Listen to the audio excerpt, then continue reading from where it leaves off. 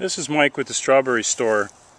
It's May 29th, 2015, and I'm sitting here by one of our beds of Hawaii 4, Alpine Strawberry Hawaii 4.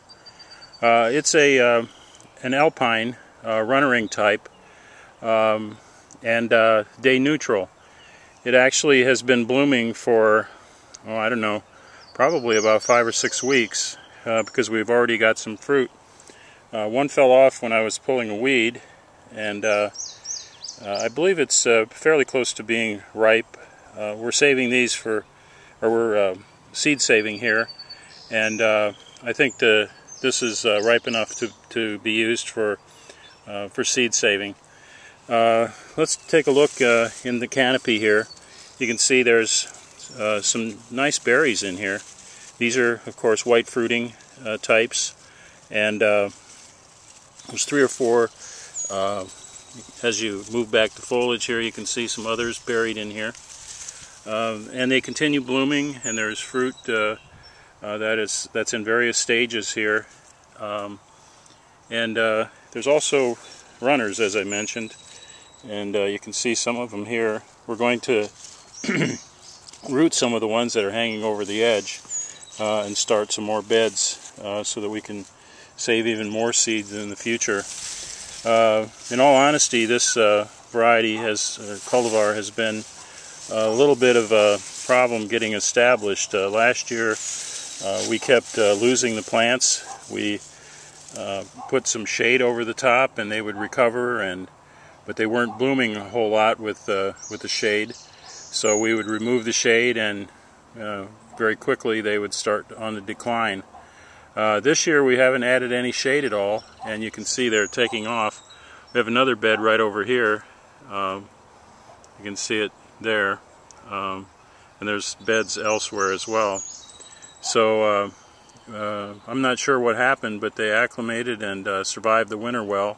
We have on the edge here, it's a little thin, but some of the runners have started filling it in, and I'm not sure why there was poor survival on the edge of the bed.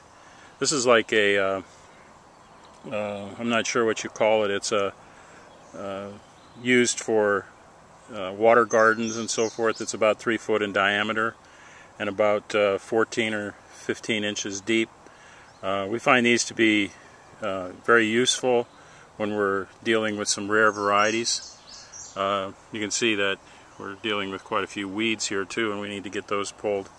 But I just wanted to introduce you to this cultivar. It's a very interesting cultivar. It's the cultivar that was used for the sequencing of the genome, and it's been in demand for seeds for quite some time, and we've not been able to produce any. We're hoping that this year we can finally get to the point where we have a fair number of seeds to offer.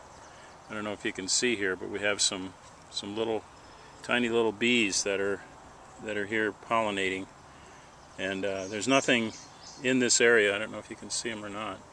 There's nothing in this area that would cross-pollinate with it. All the berries that are in this area are hybrid types.